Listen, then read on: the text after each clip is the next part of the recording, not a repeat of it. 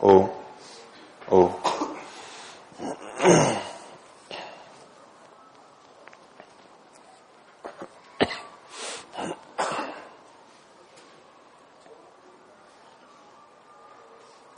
प्रणव ध्वनि।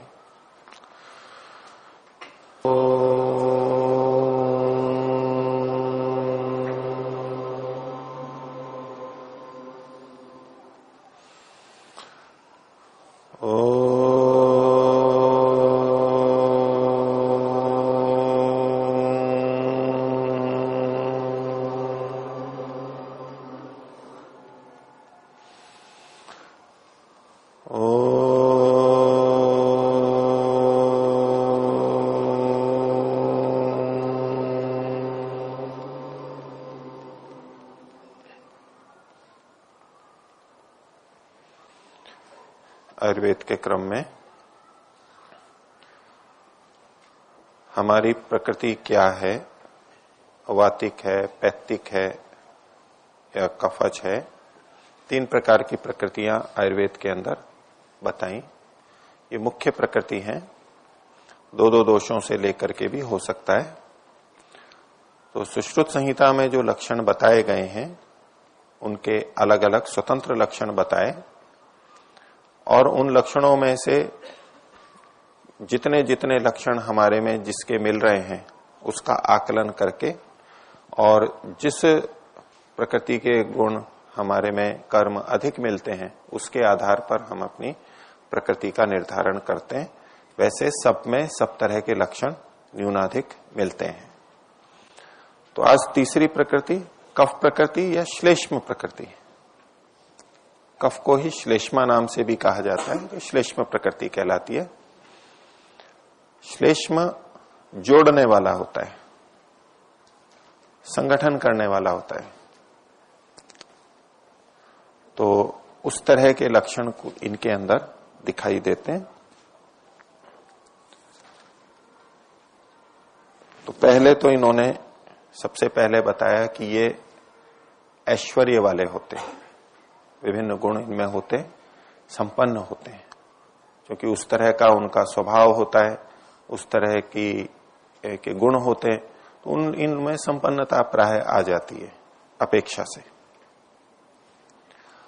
और दूसरा कहा दिखने में ये सुंदर होते हैं। वात प्रकृति पित्त प्रकृति वालों की अपेक्षा दिखने में सुंदर दिखेंगे। और सुंदर दिखने के साथ साथ उन्होंने आगे भी एक बात कि उनको जो दिखना होता है वो स्निग्ध दिखाई देते हैं। कफ होता है, ये स्निग्ध होता है, चिकना होता है, तो उनका जो रूप रंग है वो स्निग्ध दिखाई देगा। वात प्रकृति वाले रूक्ष दिखाई देंगे, रूखे रूखे दिखाई देंगे। उसके विपरीत कफ प्रकृति वाले स्निग्ध दिखाई देंगे। उनकी चमड़ी, उनके बाल, उनके नखून, उनके दांत, उनकी आंखें, ये सब चीजें एक झलक हमारे को मिलती है कि भाई स्निग्ध है, स्निग्धता उनमें दिखाई देती है और अपेक्षाकृत वो औरों से दिखने में सुंदर दिखाई देते हैं। खाने की दृष्टि से एक बात लिखी कि इनको मीठा प्रिय होता है, मधुर प्रिय होते हैं, मीठा खाना अधिक पसंद होता है। यद्यपि मीठा कफ को बढ़ाता है, लेकिन उनको मीठा खाने का शौक होता है, अधिक खाते हैं अपेक्षा से। स्वभाव की दृष्टि से कहा कि ऐसे व्यक्ति कृतज्ञ होते हैं, किए हुए को मानने वाले, उपकार को स्वीकार करने वाले होते हैं। ये अच्छा गुण इनका है, कृतज्ञ होते हैं। और अच्छे कुछ गुण बताए, धृतिमान होते हैं, धैर्य इनमें अधिक होता है, धैर्य खोते नहीं है, आपा खोते नहीं है जल्दी, धैर्य अधिक होता है। सहज, इसी से जुड़ा हुआ विशेषण आगे का सहिष्णु होते हैं, सहन करने वाले होते हैं। अन्याय अत्याचार को, दूसरे के दुर्व्यवहार को, दूसरे के द्वारा हमारे को जो बाधा पहुंचती है, विपरीत परिस्थिति है, वातावरण की विपरीत परिस्थिति है या साधनों की विपरीत परिस्थिति है, उनको ये सहन कर लेते हैं।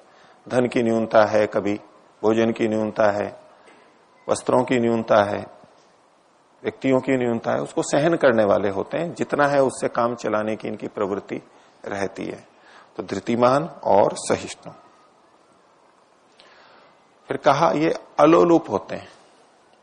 लोलुप का मतलब होता है उसको प्राप्त करने के लिए बहुत तीव्र इच्छा, वस्तुओं को, विषयों को, गर्धा होती है, तृष्णा होती है। इनमें तृष्णा कम होती है। भोजन है तो भोजन को अधिक पाने की इच्छा, अधिक खाने की इच्छा, ये पित्त प्रकृति वालों में अधिक मिलेगी। कफ प्रकृति वालों को सामने ऐसा स्वभाव मिलेगा कि जैसा रख दिया वो खा लिया होते से। मधुर तो प्रिय होते हैं लेकिन ज्यादा उसमें भोजन के बारे में, अन्य चीजों के बारे में ननुनच नहीं करते हैं। जैसा हो गया उससे काम चला लिया, ठीक है, संतोष जल्दी आता है इनको। लोलुप नहीं होते हैं विभिन्न विषयों में, सभी तरह के विषयों के प्रति, शब्द, स्पर्श, रूप, रस, गंध के जितने भी विषय हैं, सांसारिक आकर्षण है, उनके प्रति इनका आकर्षण कम होता है। लोलुप नहीं होते, भोगते तो हैं ये भी, सब विषयों का सेवन भी करते हैं और न्यूनाधिकता भी हो सकती है, लेकिन पीछे पड़ जाना, लोलुप हो जाना, उसमें सुधबुद्ध खो बैठना, ये बात इनमें नहीं देखी जाती। ये फिर भी संयमित रहते हैं, इन विषयों को चाहते हैं, भोगते हैं, संपन्न होते हैं, लेकिन लोलुप नहीं होते हैं इनके प्रति। बलवान होते हैं अपेक्षा से, वात प्रकृति वालों की अपेक्षा पित्त प्रकृति वाले अधिक बलवान होते हैं और पित्त की अपेक्षा कफ प्रकृति वाले अधिक बलवान होते हैं। किसी चीज को ग्रहण करते हैं, ज्ञान को ग्रहण करते हैं तो देरी से पकड़ पाते हैं, देरी से ग्रहण करते हैं, चिरग्राही।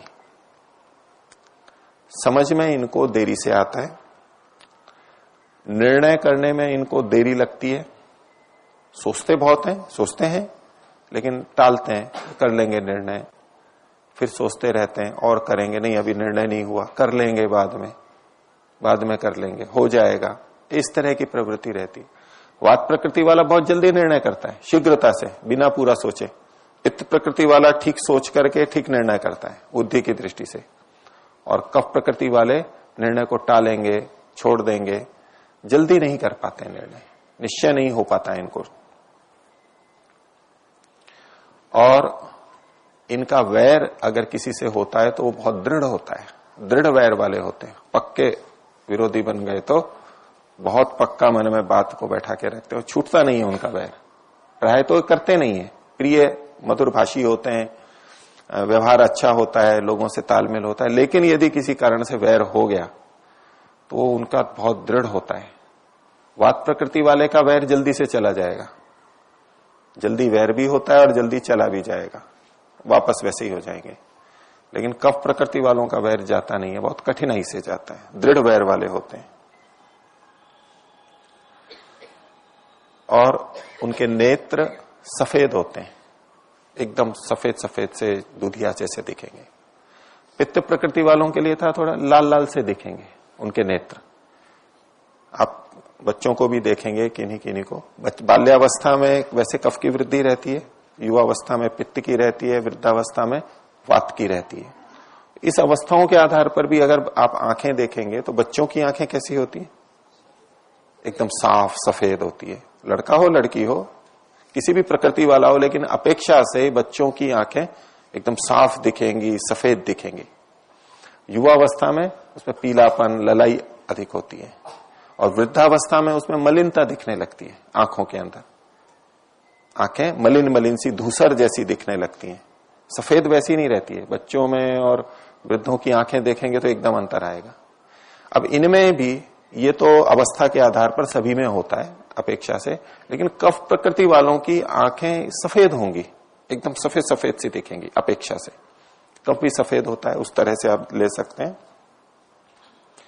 और इनके नेत्र तो ऐसे हो गए। नेत्र का एक विशेषण और आगे बताया कि उनके नेत्रों के किनारों पर थोड़ी ललाई दिखाई देगी। वैसे सफेद होंगे लेकिन नेत्र के किनारों पर ललाई दिखाई देगी, एक अलग से लक्षण दिया सुश्रुत ने। इनके बाल स्थिर होते हैं, दृढ़ होते हैं, मजबूत होते हैं, मोटे होते हैं, घने होते हैं, स्थिर होते हैं, गिरते नहीं है, सफेद नहीं होते, जल्दी सफेद नहीं होते हैं। एक अवस्था आने पे तो कभी किसी के भी होंगे, क्योंकि वृद्धावस्था आएगी तो वात की वृद्धि होगी, ये सब तो होता है, पर अपेक्षा से इनके बाल स्थिर होते हैं और घुंघरालू होंगे। एक और विशेषण दिया, बालों में लहरें होती हैं। किसी के बहुत ज्यादा घुंघरालू भी होते हैं, लेकिन इनकी बालों में घुंघरालूपना भी हो सकता है। और इनकी वाणी कैसी होती है, तो उसके लिए इन्होंने 3 उदाहरण दिए, उपमाएं दी। जैसे बादल की आवाज होती है, बादल गरजते हैं ना जब, ऐसे। जैसे शेर की आवाज होती है, यानी उनकी आवाज गंभीर, मोटी और ऐसी बल वाली होती है, दहाड़ने जैसी होती है। मेघ का गर्जन है, गंभीर होता है। शेर का, सिंह का गर्जन गंभीर होता है। इनकी वाणी गंभीर होती है। और मृदंग का भी इन्होंने लिखा, जैसे बड़ा ढोल या मृदंग बजता है, आवाज अधिक आती है, गंभीर होती है। एक छोटी सी किसी चीज की आवाज हो, तार की आवाज हो, वीणा वगैरह की, वो अलग तरह की होती है, चंचल होती है। इनकी आवाज धीर, गंभीर, मोटी आवाज होती है। एक कफ प्रकृति का लक्षण हो। और जब ये सोते हैं तो इनको क्या चीजें अधिक दिखाई देती हैं? वात और पित्त वाला हमने देखा ही था, सुश्रुत ने क्या लिखा था। तो इनको कमल, पानी में जो होता है कमल, सुंदर पुष्प होता है, तो कमल वाले, हंस वाले, हंस, कमल, और सुंदर सुंदर जलाशय इनको दिखाई देते हैं। जलाशयों में फिर कमल भी होंगे, हंस भी होंगे, ऐसी चीजें इनको दिखाई देती हैं। ये कफ से संबंधित चीजें। और इनका शरीर सुविभक्त होता है, विभाजन शरीर का अच्छा होता है। विभाजन कैसा? मान लो हाथ पैर का विभाजन है तो अच्छा अलग दिखाई देगा। भुजाएं हैं वो अलग हैं, पहुंचा है वो अलग है, कलाई आई तो वो कलाई अलग से दिखाई देगी उनकी। सुगठित शरीर वाला है, उसमें सुविभक्त होता है। पैर की मांसपेशियां हैं तो वो अलग अलग मांसपेशियां दिखाई देंगी उनकी। पिंडली अलग, ये अलग, कूल्हे अलग, पेट अलग, छाती अलग, एक जैसे नहीं, विभक्तता रहेगी, अलग अलग दिखाई देंगे, सुंदर दिखाई देता है, इसीलिए उनका शरीर सुंदर दिखाई देता है।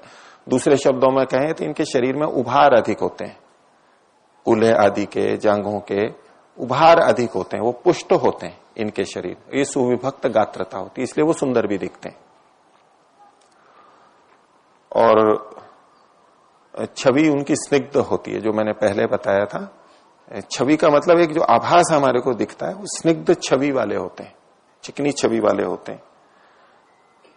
और सत्व गुण से संपन्न होते हैं, सात्विक इनको कहा गया। जैसे सात्विक लोगों के लक्षण हम देखते हैं, हम किसी को देख के कहते हैं ये तो बहुत सात्विक प्रतीत हो रहा है। जो हमारी सामान्यतः प्रतीति होती है शरीर की दृष्टि से, एक व्यवहार की दृष्टि से सात्विक होता है, एक शरीर की दृष्टि से जो सात्विक हमें दिखाई देते हैं पहली छवि में, ये तो सात्विक प्रकृति का लग रहा है, वो प्राय कफ प्रकृति वाले होते हैं।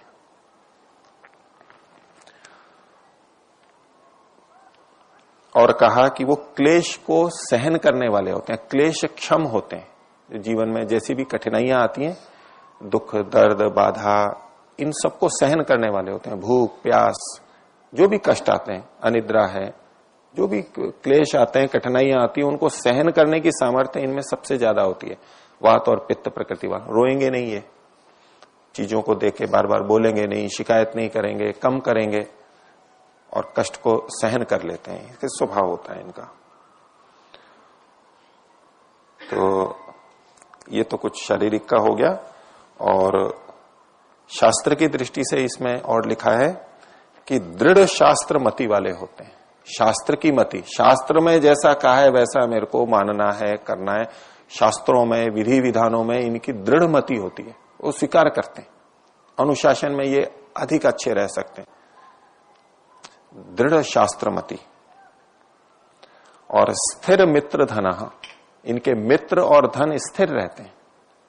मित्र इसलिए स्थिर रहते हैं कि ये सहनशील बहुत होते हैं, सहिष्णु होते हैं, धैर्य इनमें अधिक होता है, तो इनके मित्र स्थिर रहते हैं, लंबे चलते हैं मित्र।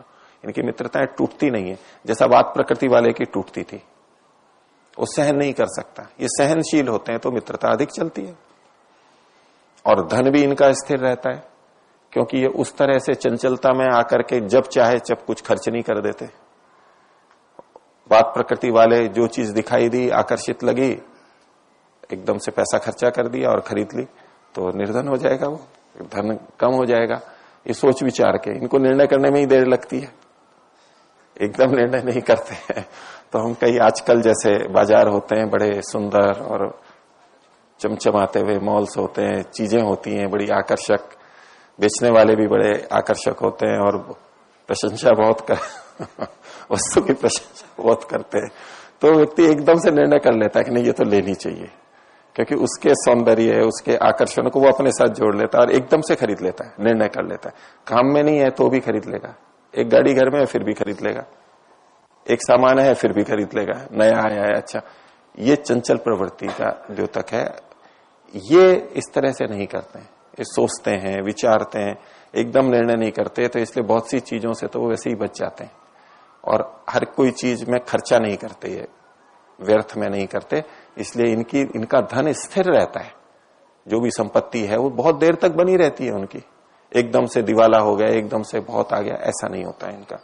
तो स्थिर मित्र और धन वाले होते हैं।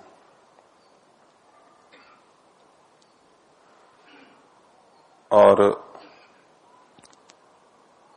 देते अधिक हैं, ये दूसरों को देने की प्रवृत्ति, सहयोग की प्रवृत्ति इनमें अधिक होती है।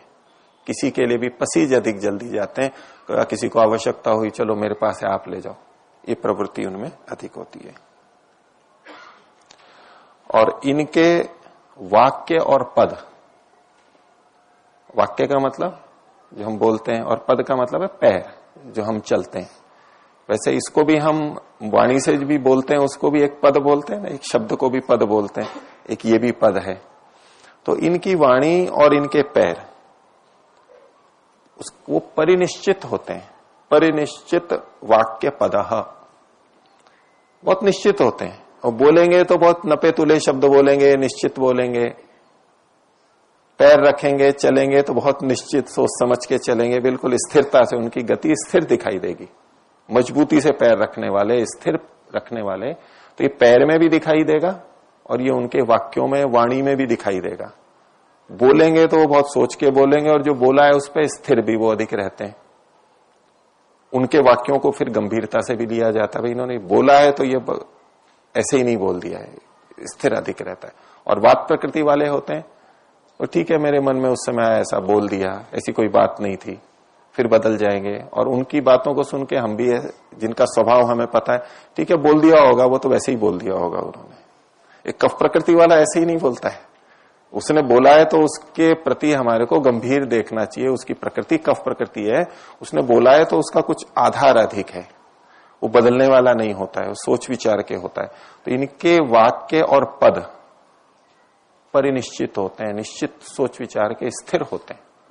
किसी कार्य को भी पकड़ेंगे किसी दिशा में कि मेरे को जीवन में ये बनना है, मुझको जीवन में ये कार्य करना है, तो पहली बात तो वो उठाते नहीं है जल्दी कदम, और उठाते हैं तो फिर वो टिकते हैं वहां पर। उनको फिर इधर उधर जल्दी बदलने का कोई कहे तो उनको अच्छा नहीं लगेगा। एक स्थान से दूसरे स्थान, एक मकान से दूसरे मकान, एक मित्र से दूसरा मित्र, ये बदलना उनमें नहीं देखा जाता। तो जो भी कदम उठाते हैं क्रिया की दृष्टि से, पैर की दृष्टि से, वाक्य की दृष्टि से, वो परिनिश्चित होते हैं, उनके स्थिरता वाले होते हैं। और गुरुओं का मान ये अधिक करते हैं अपेक्षा से। गुरुओं के प्रति मान, सम्मान, आदर का भाव, जो एक कृतज्ञता का भी गुण इन्होंने पहले बताया था, वो दूसरों के प्रति भी, सबके प्रति हो सकता है, लेकिन अपने गुरुओं के प्रति इनके मन में अधिक मान होता है, अधिक सम्मान रखते हैं और लंबे काल तक रखते हैं। जैसे मित्रता, जैसे वैर को ये दृढ़ता तक रखते हैं देर तक, ऐसे गुरुओं के प्रति मान भी ये देर तक रखते हैं। वाद प्रकृति वाले जिस समय पढ़ रहे हैं, सीख रहे हैं, उस समय मान रखेंगे, कुछ रखेंगे, उसके बाद बिल्कुल ही भूल जाएंगे। पित्त प्रकृति वाले कुछ अधिक रखते हैं और कफ प्रकृति वाले बहुत अधिक रखते हैं। जिनसे भी उन्हें थोड़ा अधिक मिला है, हो सकता है पूरी जिंदगी भर गुरुत्व का भाव रखें। वात पित्त वाले कहेंगे ठीक है पढ़ा था हमने, उस समय हमने फीस भी दे दी थी, कोई बात नहीं, हमने सेवा कर दी थी, हो गया हिसाब बराबर, आगे चल दिए, मिलेंगे आगे, कभी हुआ तो कर दी नमस्ते, नहीं तो कोई बात नहीं है। गौरव का भाव नहीं रहता है गुरुओं के प्रति, इनमें अधिक रहता है, ये स्वभावतः इनका है। तो ये तो इनके लक्षण बताए। और वैसे समझने के लिए कुछ इन्होंने जो उदाहरण दिए हैं पशु पक्षियों के, वो भी देख लेते हैं। ठीक है, आपने हाथी कहा, अच्छा कहा, इन्होंने भी लिखा है। तो एक तो सिंह, सिंह के समान, शेर के समान, पित्त प्रकृति वालों में जो था वो व्याघ्र था, बाघ कहें चीता कहें, वो अलग तरह का। ये शेर, बब्बर शेर जिसको बोलते हैं, सिंह, दोनों में अंतर होता है।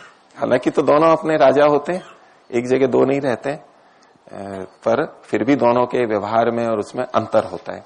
जो गंभीरता, गौरव सिंह में अधिक होता है बाघ की अपेक्षा, दृढ़ होता है, स्थिर होता है, बल वाला भी होता है, ये सिंह की तरह से होते हैं। और अश्व, घोड़े की भी एक गरिमा होती है, वो स्थिर रहता है, वैसा चंचल नहीं होता है, वो बल वाला भी अधिक होता है। गज, हाथी के समान, हाथी भी बहुत स्थिर रहता है, और हाथी के लिए भी कहा जाता है वो मनवार करने पे खाना खाता है, ऐसे नहीं खा लेता है। कुछ भी डाल दिया, यूं ही दुत्कार से फेंक दिया, जैसे कुत्ते के सामने फेंकते, ऐसा हाथी नहीं खाता है। ये कफ प्रकृति वाले भी ऐसे होते हैं, सम्मान पूर्वक इनको देंगे, मान सम्मान पूर्वक देंगे तो ये स्वीकार कर लेंगे, यूं दे देंगे तो वो स्वीकार नहीं करेंगे, भूखे रहना पसंद करेंगे, लेकिन ऐसे नहीं खाएंगे। हाथी के जैसा चाल की दृष्टि से भी देखिए, हाथी का स्थिर चाल होती है, दृढ़ चाल होती है, और स्वभाव की दृष्टि से भी। गाय की तरह से होते हैं, स्वभाव इनका दिखने में, गाय भी कफ या सात्विक होती है, और बैल की तरह, सांड बैल की तरह, गाय बैल दोनों आ गए।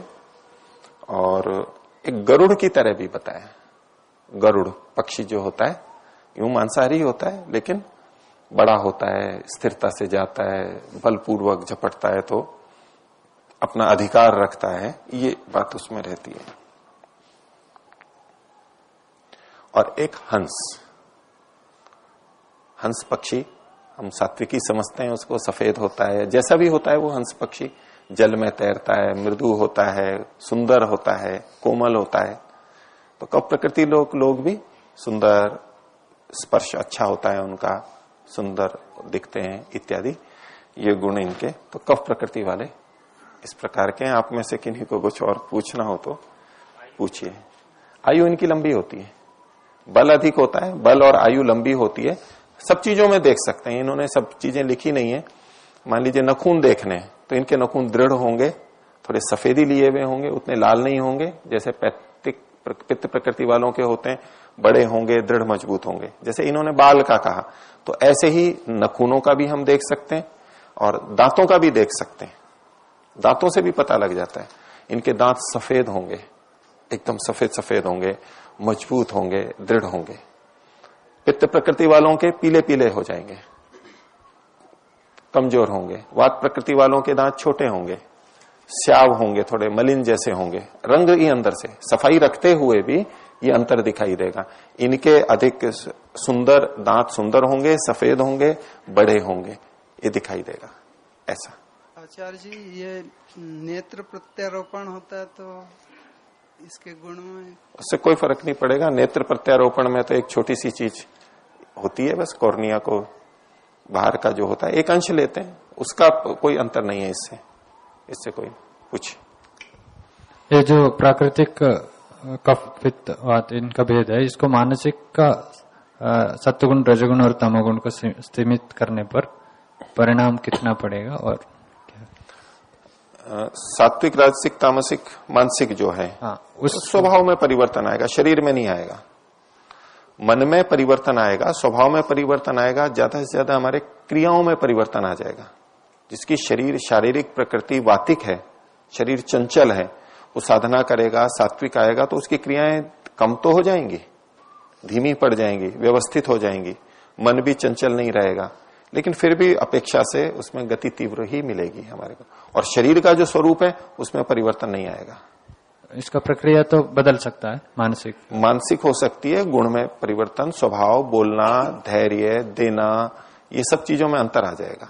ये बात सत्वरस्तंभ के आधार पे है। वो मानसिक प्रकृति अलग है, वो बदल सकती है, शारीरिक प्रकृति नहीं बदलेगी। अब जिनके दांत ही कमजोर हैं, पतले हैं, सफेद नहीं है, वो जीवन भर ऐसे ही रहेंगे, वो कितना भी साफ करें उसको जी, ऐसा ही रहेगा। जी ओमजा जी, ये कफ प्रकृति या जो भी प्रकृति है चेंज भी होती है क्या? जी, शारीरिक जो है अभी जो मैंने वर्णन बताए सुश्रुत में जो लिखे हैं उसमें शारीरिक लक्षण भी हैं और मानसिक लक्षण भी हैं, दोनों जुड़े हुए हैं। इनमें से जो मानसिक लक्षण है वो बदले जा सकते हैं, शारीरिक लक्षण नहीं बदलेंगे।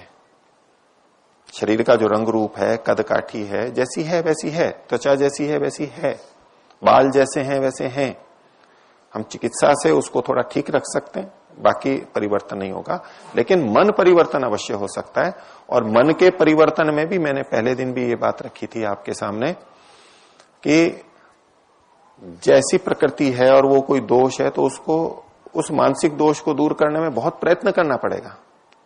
वात प्रकृति वाले को मन की चंचलता दूर करने में बहुत श्रम करना पड़ेगा। जल्दी से निर्णय ले लेता है, गलत निर्णय लेता है, अधिक बोलता है, तो उसको वाणी पे संयम करने में समय अधिक लगेगा, श्रम अधिक लगेगा। और कफ प्रकृति वाला वाणी का संयम बहुत आसानी से कर लेगा, वो वैसे ही कम बोलता है, कम प्रयत्न करेगा। कर तो सकता है वात प्रकृति वाला भी, लेकिन कम होगा। पित्त प्रकृति वाले को गुस्सा अधिक आता है, आक्रामकता अधिक होती है। कफ प्रकृति वाला वैसे ही शांत है। तो हम ये नहीं कहेंगे कि इसकी साधना अच्छी है इसलिए ये शांत है, ये शरीर की प्रकृति है वो उतनी तो। हाँ, उसके बाद में उसने कितनी साधना की। कफ प्रकृति वाला अपने गुस्से को बहुत आसानी से ठीक कर सकता है, शीघ्र कर सकता है। पित्त प्रकृति वाले को अधिक श्रम करना पड़ेगा, बदल तो जाएगा लेकिन मेहनत अधिक पड़ती है उसके अंदर। सब चीजों में यही लगा लेंगे। आचार्य जी, इसमें जो गर्मी सर्दी में उसके स्वास्थ्य पर कुछ प्रभाव पड़ता है अलग से, या कुछ खान पान में परिवर्तन से पड़ता है? पहला क्या बोला? परमेश्वर नहीं, जो गर्मी सर्दी होती है इसमें जो मौसम बदलते हैं कफ प्रकृति वाले को, तो किसी मौसम में कुछ अलग महसूस बिल्कुल पड़ेगा। ये जो प्रकृतियां हैं, तो जिस प्रकृति वाला व्यक्ति है उस दोष के बढ़ने की जो जो स्थितियां हैं, मैंने उसको पहले विस्तार से आपको बताया था। ऋतु की दृष्टि से भी किस ऋतु में किस दोष का प्रकोप होता है, किसका शमन होता है, किसकी वृद्धि संचय होता है। तो उस ऋतु में, जैसे कि वर्षा ऋतु है, ये वात के प्रकोप का काल है। जो वात प्रकृति वाले हैं उनको वर्षा ऋतु में वात से संबंधित रोग समस्याएं अधिक होंगी। प्रकृति भी वात की है और ऋतु भी वात की है, और उन्होंने भोजन भी अगर वात प्रकोपक कर लिया है तो और ज्यादा उनको बाधाएं हो जाएंगी। तो इसी तरह कफ प्रकृति है, कफ का प्रकोप वसंत ऋतु में होता है। जो कफ प्रकृति वाले हैं उनमें वसंत ऋतु में कफ से संबंधित रोग अधिक होंगे। वात प्रकृति वाले हैं उनको वसंत ऋतु के अंदर कफ के रोग नहीं होंगे या कम होंगे, क्योंकि उनका स्वभाव ही ऐसा है। तो इन सबका ऋतु का प्रभाव पड़ेगा, दिन का प्रभाव पड़ेगा, जीवन की बाल्यावस्था, युवावस्था, वृद्धावस्था का प्रभाव पड़ेगा। वात प्रकृति वाला है, वृद्धावस्था हो गई है तो और वातिक रोग होंगे, और ऋतु भी वात प्रकोप की है। कफ प्रकृति वाला है, उसमें वृद्धावस्था आने पर वात का प्रकोप कुछ होगा, लेकिन चूंकि कफ प्रकृति है इसलिए वृद्धावस्था होते हुए भी उसमें वात के लक्षण कम आएंगे। कफ प्रकृति वाला वातवर्धक भोजन कर लेगा तो भी उसमें अधिक बाधा नहीं आएगी। वात प्रकृति वाला वात प्रकोपक भोजन कर लेगा, पित्त प्रकृति वाला पित्त प्रकोपक भोजन कर लेगा तो एकदम से रोग आ जाएगा।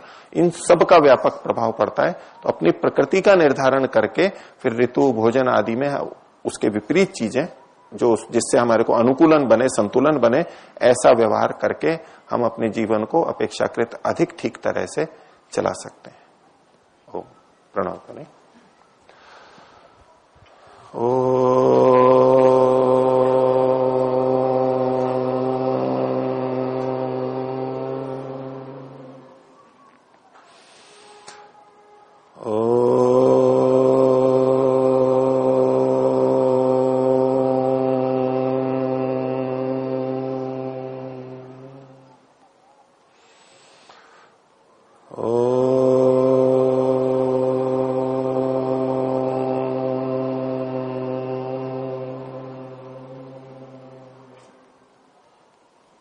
सभी को सदर विवादन। ओम शांति।